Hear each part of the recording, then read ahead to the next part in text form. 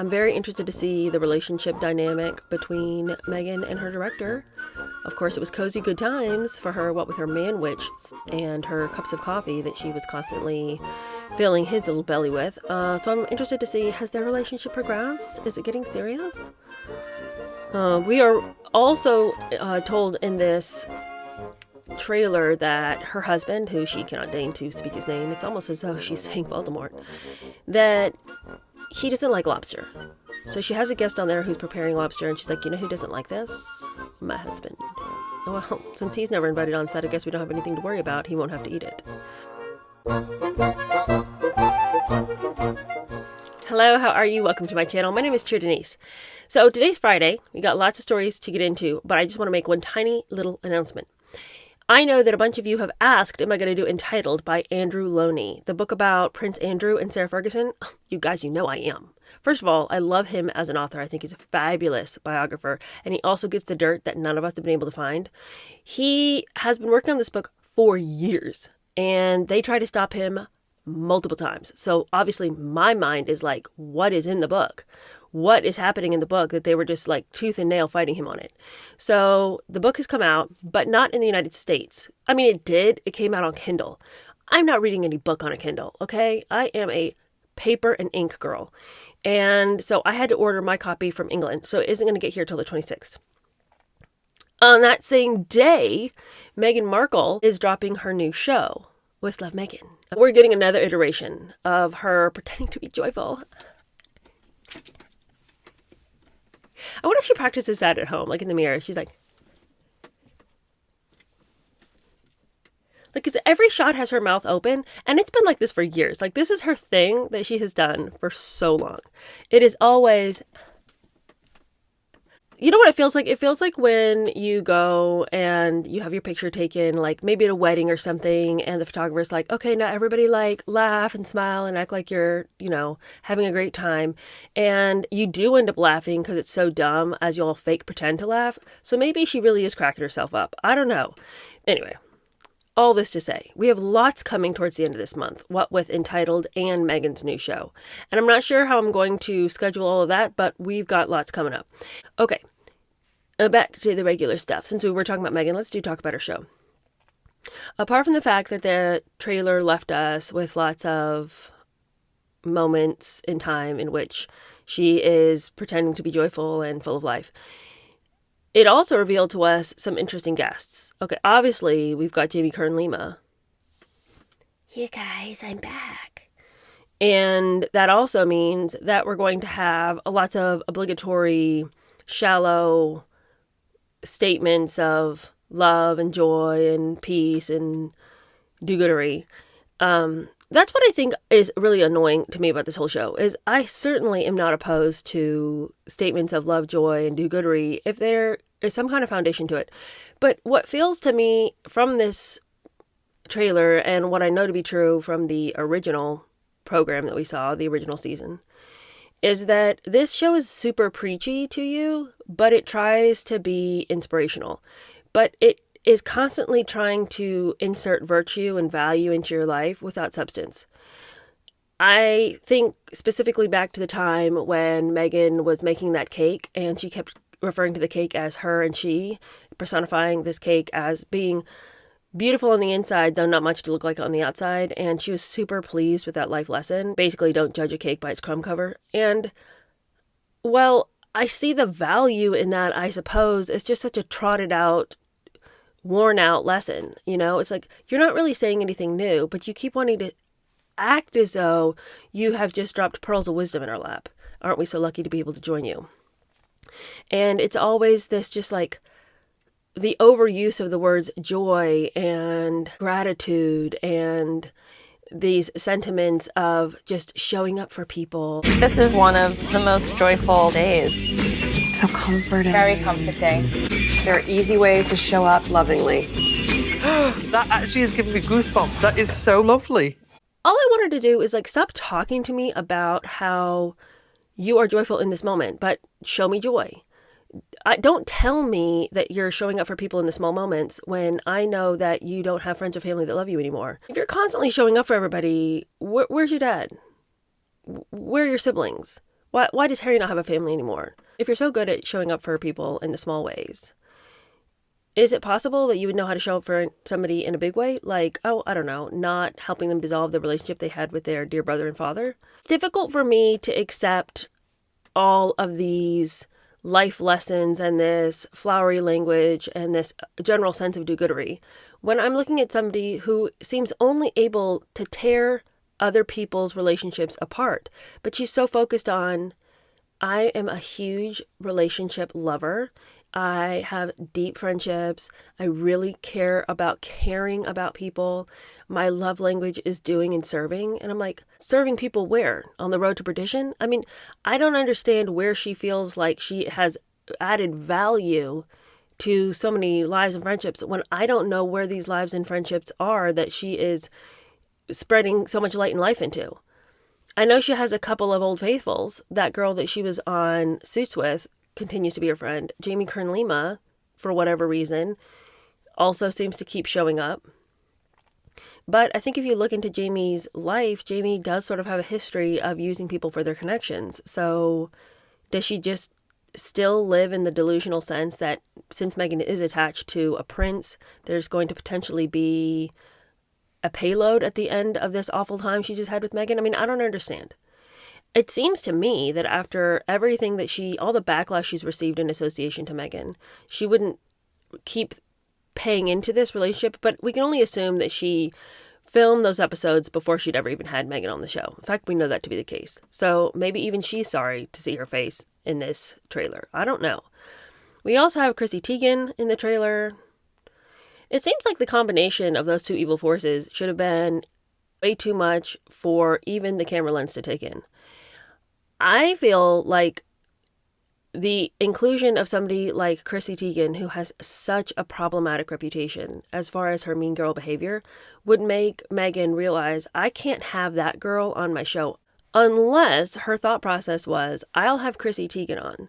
Chrissy Teigen is so roundly disliked that I will seem like a font of wisdom, love, joy, enthusiasm, and all things beautiful. I don't know, but all I see when I watch the two of them is a meeting of the Witches' Coven. I just don't understand, in all seriousness, what was going on behind some of the decisions and some of the people that she had on. Who should make another appearance but the hairdresser? Remember from the first episode, and he cut himself within seconds of being on screen? She's got him back for round 2. So you know how desperate she was for people willing to partake in this show of hers if she's having to do round 2 with the boy who cannot handle a knife on a cooking show. Okay? She's probably going to relegate him to some more crafting activities. But making the candles blew his ever-loving mind. So I'm not sure at what level we're going to be able to progress, since making candles is like a 3rd grade activity. Anyway, I look on the 26th with hope, but also with trepidation, knowing what that means for me. Those were some long days watching that show and trying to piece together enough to say about what I had just witnessed. But maybe the second season will be better. Maybe they learn from the criticism and critiques of the previous, and maybe they're going to edit it in a different way. I'm very interested to see the relationship dynamic between Meghan and her director. Of course, it was cozy good times for her, what with her man witch and her cups of coffee that she was constantly filling his little belly with. So I'm interested to see, has their relationship progressed? Is it getting serious? We are also told in this trailer that her husband, who she cannot deign to speak his name, it's almost as though she's saying Voldemort, that he doesn't like lobster. So she has a guest on there who's preparing lobster, and she's like, you know who doesn't like this? My husband. Well, since he's never invited on set, I guess we don't have anything to worry about. He won't have to eat it.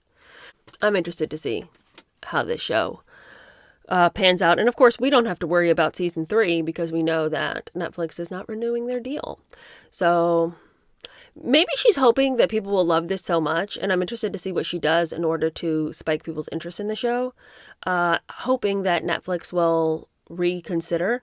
But I also feel like we're actually not going to see her talk too much about the show, even though, of course, there had to be the obligatory posts about, guess what, guys, dropping the trailer, mark your calendars. I mean, of course, on her social media, she has to fulfill her end of the contract. But knowing that there's pretty much nothing left for her at Netflix, I feel like she's going to do the bare minimum promoting this second half of her show.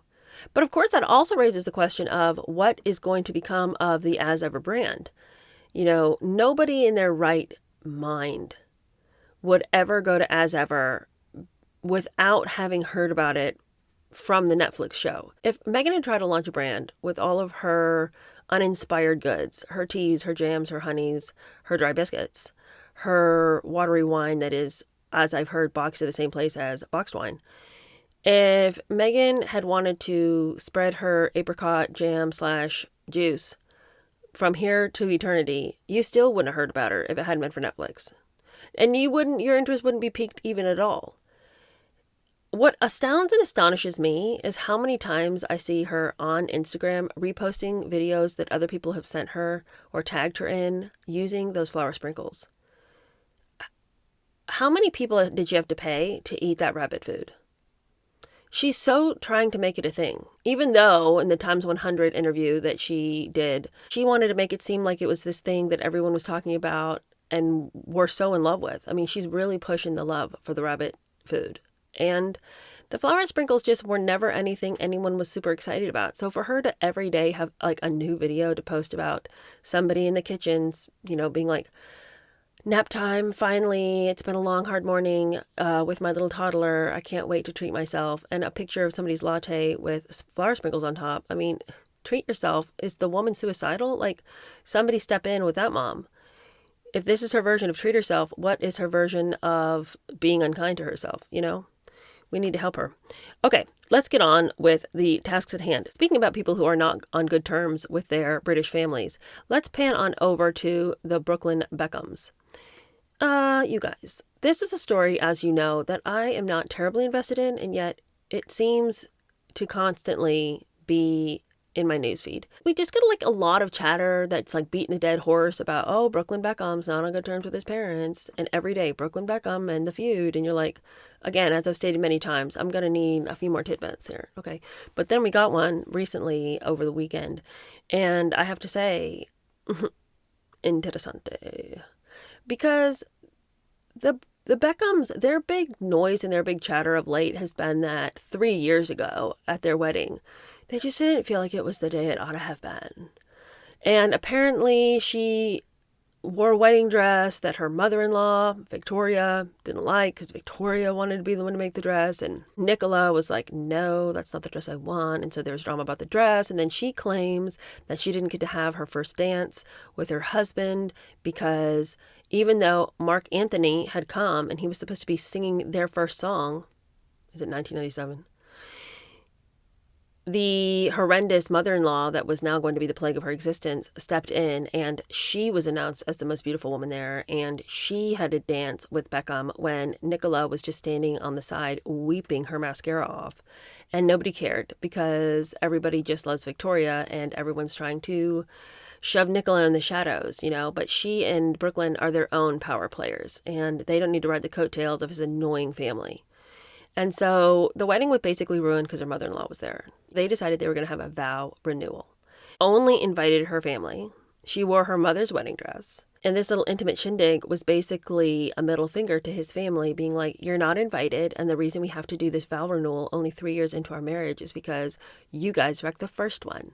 The real big wedding that we were so excited about was ruined by you. So now we're going to have a little intimate gathering. Only my friends and my family are invited, and you guys can just suck it. Well, here's the problem. They can do whatever they want, obviously. It's a free country. They can have their vow renewal if they want to. That's fine. Y'all do whatever you want. It just doesn't seem like you really want peace if this is the way you're going about life. To make this big spectacle about having to have a second wedding because your first one was ruined, and you guys are only 3 years into marriage, and these are the kind of problems you're having, I gotta tell you, it's looking bleak. And we can't fall back on Brooklyn's photography, okay? Brooklyn is not great at his passion project, to say the least. Here's a picture of some elephants that he took in Africa. And this elephant that is standing in the shadows with the light behind it, not, in my opinion, in any sort of artistic way, was the best picture he could get. And he describes it as being extremely difficult to photograph elephants. I mean, this is not like Streptococcus bacteria on a microscopic slide. What are you talking about? An elephant's a pretty big object. We couldn't find a better picture than this? So I guess the reason they have to make all this hoopla about life, if the best thing you've got to fall back on is Brooklyn's photography, you better pay the bills by getting to those tabloids. You better leak a couple of pictures to the tabloids. Somebody's got to make some money over here. And it's not going to be pictures of elephants from Africa that Beckham took. So I really feel like that's why we're seeing so much of them. Like, neither one of them have any employable skills. I have not seen one thing she's ever done. I have seen what he's done, and that ain't going to keep the lights on. That's why they concocted this whole vow renewal thing, in my opinion, because we started hearing all these stories about how unhappy they were about their wedding and how devastating it was for her and blah, blah, blah, blah, blah.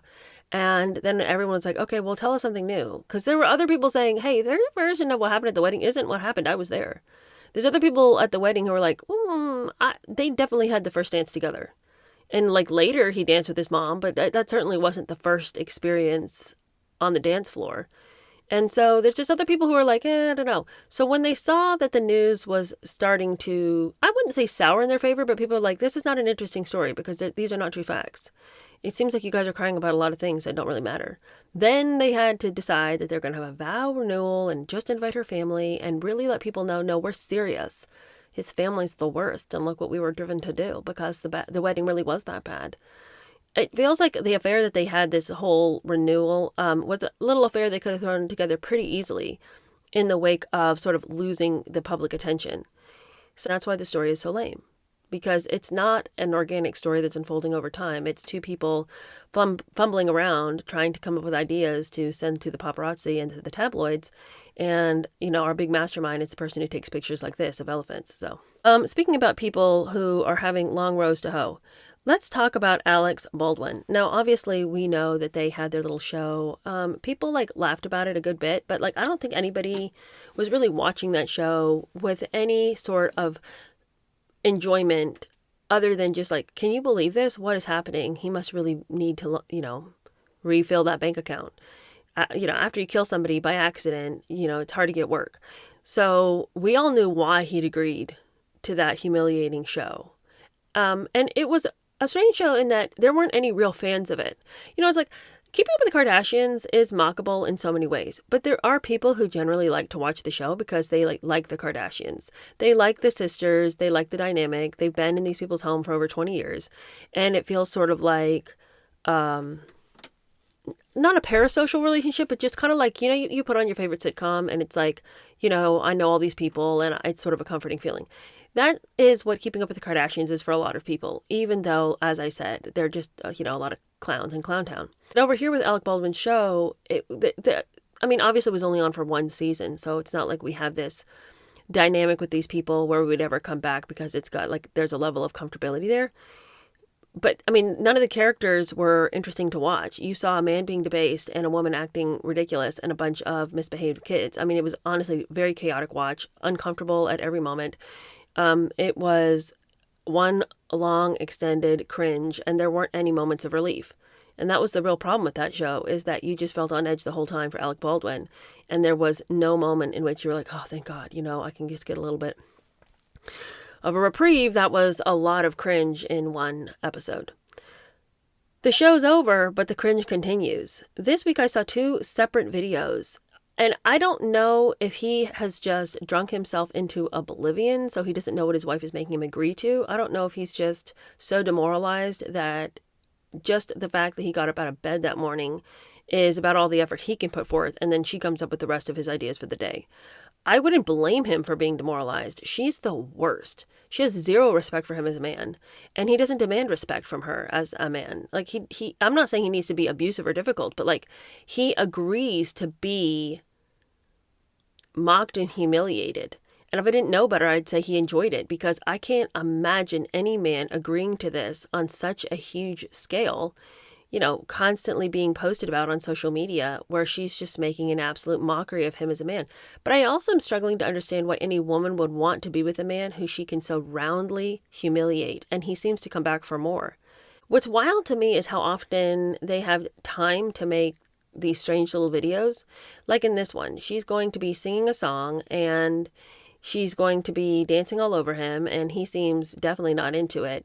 And then she puts her feet in his lap and is basically like, you need to be giving me a massage. And he does some of the worst acting of his career, being like, oh, oops, okay, here, let me massage your feet.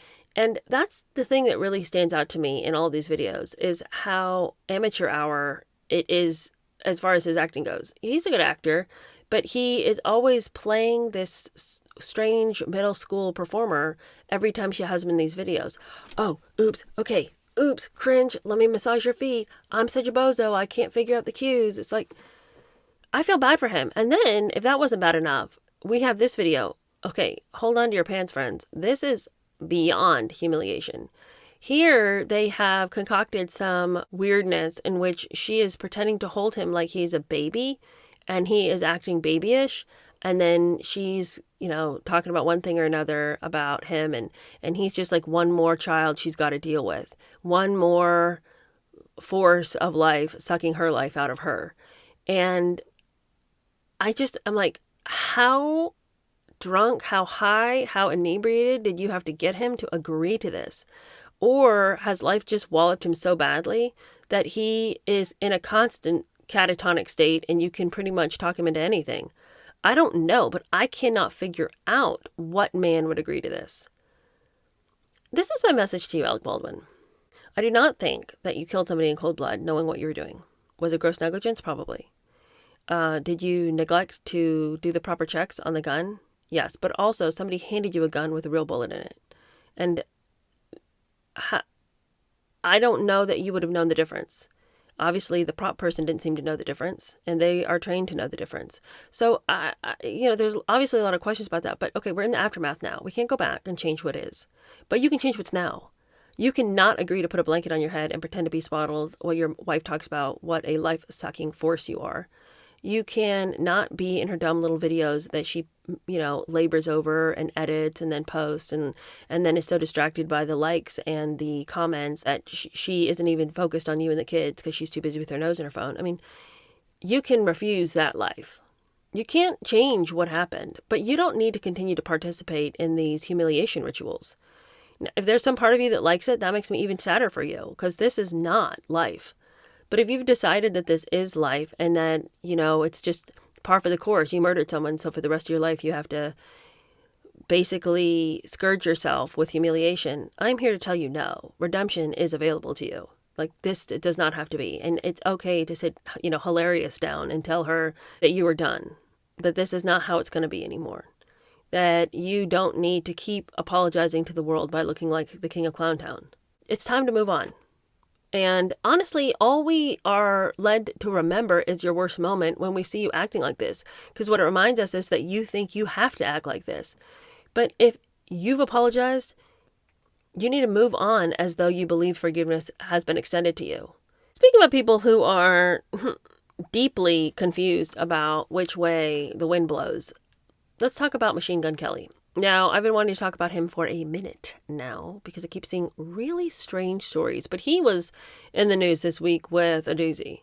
Okay, Machine Gun Kelly has been massive question mark to me ever since he was with Megan Fox, mostly because the two of them are just grotesque. And I just was like, what is the matter with you guys? Why is it that you are always all over each other in the most sexual way? We knew that Machine Gun Kelly and Megan Fox were over there drinking each other's blood. Now, I'm not saying they were drinking goblets of each other's blood, but you know what? One drop is too much.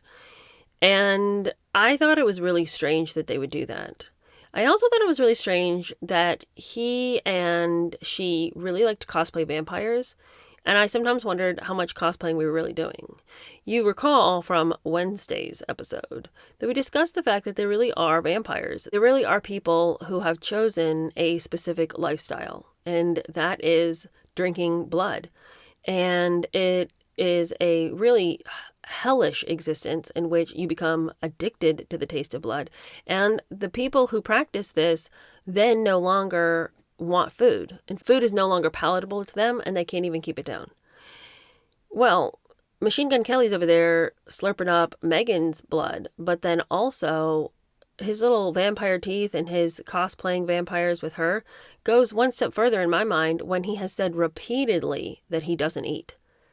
Well, he doesn't look well, does he? I could have told you he doesn't eat. He says he only drinks water. And when pressed on this in multiple clips, he just says that this is a lifestyle that he's chosen and he really doesn't eat. Sometimes if he does choose to eat, it'll be something like kimchi or sauerkraut. I don't really eat. Just do water a bunch. You don't eat? Oh, really? You fast mainly? You eat like once a day? Like, I ate that burger because we're streaming and it's like my main shit, you know, but... Okay, we weren't streaming. What would you have had for dinner? Probably water, yeah. But how? You don't ever feel weak or lightheaded? Like, Yeah, sometimes I'll eat a couple times a week. But what will you eat for those meals? Bone broth with kimchi and sauerkraut. No way. Oh, you're on like permanent fast. do you drink green juice and shit too? I drink like celery juice sometimes, yeah. Coconut water. But when you combine the fact that he says that this is something he's been doing for a long time, not eating, and the fact that he is into drinking blood and he's just this hypersexual creature and he just doesn't look well, I mean, it just makes you wonder, like, what is he really into? Well, then he comes out this week saying that he's not even really human. I'm like, oh, tell us something we don't know, you vampire. But also he says he's not human because his mother was abducted by aliens, according to him. And he believes that he was conceived through one of these scenarios and that he has come to this earth part human, but also part alien. Skin, like if it rips open, it heals really quick. Like, Wow. There's just things where I'm starting to be like, who's my dad, you know? What? Do you think that you could be like otherworldly? I've asked my mom, I said, was any period of time you went like missing off the earth, you know? And what does she say? Ever like a tall, slender, you know, creature that... Right. She told me she felt like she got abducted at one point. Okay. So I was just like... So there may be something yeah. to this. No, there really is. Wow. This is also weird and wacky. I suppose a person could consider that that could be a reality. I also think that he likes to be shocking. So I don't think he was trying to shock anybody when he was talking about how he doesn't eat anything, because I think that's just the way he is. I think that that's the lifestyle he's chosen. And in a circle and in communities in LA where everyone's on some kind of weird protocol, you know, so what if he doesn't want to eat and he only eats sauerkraut when he feels like he's going to fall over? You know, whatever, that's you, man. You know, everyone's got to eat the way they got to eat. Got to protect that gut lining, right? But this business about him being half alien, it's pretty freaking weird. You know, so it's like he understands the audience isn't necessarily ready for that revelation. So, you know, this is the same person who's sticking his tongue down Megan's throat and talking about how he likes her blood. This is a person that wants to shock you. So I don't know if he's really made an actual revelation about himself or he just knew it would be a crazy thing to say. I don't know if this is something he truly believes. I don't know if this is like legend in his family. I don't know if his mother pulled him aside and been like, son, your dad's an alien. I mean, I don't know what in the world he has experienced in order for him to feel that it's time for him to share this. But I wouldn't even say alien is at the top of my list of what I think is wrong with him. But what do you guys think about Machine Gun Kelly? He doesn't eat any food. He likes the taste of blood. He is an over-sexualized being. And he says that his dad is an alien. I mean, troubled. I think so. I'm not really sure exactly what to make of that, but let's keep our eyes on Machine Gun Kelly. The world, I feel like, is just a place where, do we even know what reality is anymore? I just feel like reality is just this thing that's becoming very nebulous and very difficult to pin down. And I don't think that that's because I'm neurotic. This week, we saw Bill Gates funding a new program. And in this program, they are going to make butter out of literal thin air. Yes, that's right. You heard me. They are making sticks of butter out of the air. Now, they are telling me that a fat molecule is made out of carbon and hydrogen, and then you combine hydrogen from the water and carbon from the air, and then lo and behold, fat. I'm going to tell you this much right now. If it was that easy, can somebody turn the fat on my thighs into air? But they've done it, and I was watching this whole news segment, and this lady is going and testing the butter on the bread, and she's like, this does taste like butter. And it looks like butter. It looks like butter. She says, it tastes like butter. I'm like, did they give you a stick of butter and told you to say that this was carbon from the air? Now, look, I don't know anything about chemistry or science. I am as thick as a brick when it comes to that. But I can imagine you could take molecules that you know go together and build fat out of the air, I guess. But that's what I'm saying. Like, where is reality? At what level did you ever think that they would be giving you butter to put on your bread that had literally come out of the air? Where is the boundaries of reality? I don't know where they are.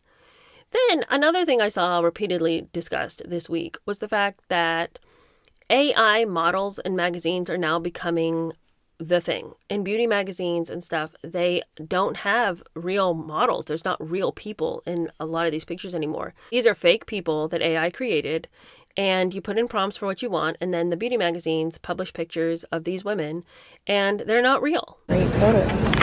Beautiful. So then I'm like, want a ticket? Where's the credit?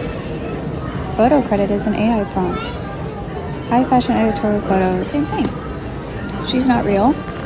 She's an AI prompt emphasizing elegant proportion. Now, there's so many different viewpoints as to why this is bad news for the human race. On a very obvious level, why are we taking jobs away from fantastic photographers? Why are we depleting people from life's work? Why are we taking away the opportunity for a photographer to take a beautiful picture of a woman and use that picture in a magazine? Why are we wanting not to employ people? Are we just so money hungry after the almighty dollar that we're like, God forbid we pay a photographer, we could just put in a couple of prompts into AI? And then just cut somebody's job right out. So it's like, I don't see where the end result of this is supposed to be, because the computers were supposed to do all the hard work for us so that we could do things like photography and art and writing and have all the time for the arts. That was what had been billed to us. Let science, run the world and make all these robots, and they'll do all the boring jobs. They'll go out and be the electricians and the plumbers and build the houses. And then you get to just paint and write and tell stories and take pictures. Nope, you don't get to do any of that, because the first thing AI did was to come over and take your creative job right out of your hands. So I'm not thrilled. I'm not pleased. And I think it's bogus. But on another level, why are you showing me a woman who has had all of this done to her face through her dermatologist, and there's a whole article over here being written about all these procedures, and then the picture doesn't even show a real woman? I mean, deception. Isn't that false advertisement? This is not a woman who just had Botox or whatever. This is not a woman who has just had a certain procedure done on her face, lasers, whatever. This is a AI image. What's interesting is, if you are looking at a magazine and you want to know, is this a real person or not, they have to say if it's an AI image. It always says it's what it is, and then they'll even include what prompts they put in order to achieve this image. I mean, they're not even trying to hide this from us. This is all in plain sight. But I'm deeply concerned about a world in which nothing is real. I heard somebody say one time, they were talking about why AI is so problematic and why the internet has really changed us as a culture. And it's because everything online is editable. I can edit anything to make a new reality. So we go through life acting as though our decisions and the choices that we make aren't real, because we're so inundated in an AI internet world where things can change. This doesn't have to be my reality. I don't have to look like this. I can put a filter on my picture. I shouldn't have sent that message to so-and-so. I'll just delete it before they see it. I, don't know what to say in this letter, to my boss. I'll just get AI to write it, and I won't kind of labor over the thoughts, feelings, emotions, whatever needs to be said in this email. I'll just put all this off on somebody else, and I won't have to work through this, which means I don't have an opportunity for growth in this area. The internet and AI has completely wrecked our ability to interface with reality. And so to me, seeing magazines full of people who aren't real, but articles and stories right next to those people describing what happens for you as a human being when we're discussing a non-human picture, is just yet one more time when we're editing reality to walk through the world in this haze of ignorance and this haze of deception. I will beat this dead horse, and I will beat this dead horse, and I will beat this dead horse. I hate AI. I hate what it's doing to people. I hate the reality that it's creating. And so, you look at the story of a person like, say, Machine Gun Kelly, and all of his, I'm drinking blood, and I'm not eating, and my dad's an alien. It's like, that is an insane story. And I'm concerned that you believe it, but also concerned with, well, what is true there, you know? But then also I pan over to a story about butter being made out of thin air. And then I also look over here at, stories about all these models and all of these stories that are being written about people who aren't real. And I just think, how are people supposed to know what is real and what is fiction and what is fabricated? And so we can't know what is real on the internet, but we can know what's real in real relationships. And I think if anything, I would just implore you, like, as the world gets weirder and weirder and stranger, really dig into the real people in your life. Dig into the real relationships that you have. Don't skip that Bible study. Don't skip that group meeting. When you're invited to go do something with real people, don't be an introvert. Don't be weird and be like, I don't want to go. It might be awkward. Maybe it will be a little bit, but you will not leave that thinking, I wish I hadn't gone. Don't cancel plans on people. Like, in essence, touch grass and be with real people. Because as the world gets weirder and weirder, you're going to need people to walk through this valley of the shadow of death. You know what I'm saying? And that's what I have to say about that. Finally, let's end with something that I love, love, love. I feel like I'm always like such a negative Nancy. But you guys, I love this so much that I cannot even stop watching these. If one of these comes up on my Instagram feed, I will watch it. I will send it to at least 3 people. And then I will go back to her page and rewatch old videos. How many of you are as obsessed with the toupee queen as I am? You guys, I love it. I love the toupee queen. And this is why I love it so much. I love her because I feel like she is helping men who feel like their confidence is low. And I love the before and after when it comes to confidence level. Look, ladies, we have been doing our eyelashes. We have been doing our eyebrows. We have been getting fake nails. We have been doing all kinds of stuff. Our hair is colored. Our hair is cut. I mean, all kinds of body procedures, all kinds of lasers, all kinds of stuff. But then we want to act like, he wears a toupee, so I'm grossed out. Like, I feel like that day is over. And I think we can thank the toupee queen for hailing in some confidence building for men, okay? These men walk in and you can see there's shame, there's some embarrassment, there's just, a lot of them come in wearing hats and she's always like, can I take your hat off? They don't like the current reality. By the end of the video, these guys are like 10 out of 10. This is my favorite video. This guy walks in looking like somebody's dad from 1984. Okay, you're expecting him to tell some kind of dad joke at any minute. She sets to work on him. And let me just tell you, this woman is truly the queen of the craft. She sets to work on him, shaving his head, putting the glue down, picking out the wig, cutting his hair. You guys, the confidence level? Who is this smoke show? I mean, like, what happened to 1984 dad? He is gone. This guy here, I mean, thanks to Toupee Queen. I love it. I cannot get enough of these videos. They are my absolute favorite. The transformation, the confidence level. You guys, I know that for a long time it was like, shave your head if you're bald, accept it. Okay, fine. But also, maybe don't be scared of getting a toupee. Because if it can look this good, maybe you don't need to be worried about being bald. Look, baldness was never an issue for me. One of my favorite people in the world is Joe Rogan. I don't even care that he's the size of a little garden gnome. I love Joe Rogan. So I'm not opposed to baldness. If you want to be bald, be bald. Like, I've never been one of those girls who's like, yuck. But I hate that there's so many guys who do feel that about themselves. No longer. The Toupee Queen is bringing a new reality to men. You can have your hair back if you want to, and look how good it looks. Tell me, are you as into the Toupee Queen reels as I am? I love it, I love it, I love it. If you know me, I've sent one to you. They're just my favorite, and I just love the fact that there are people out there who are helping other people with something as small as that. I mean, it's not a big deal if a person doesn't have hair, but it can be all the difference between feeling like I don't look as good as I used to and like walking out of there just feeling like a smoke show, which you now are. So anyway, loved it. All right. Thank you guys so much for hanging out with me. I hope you have a great weekend and I will see you on Monday. Bye.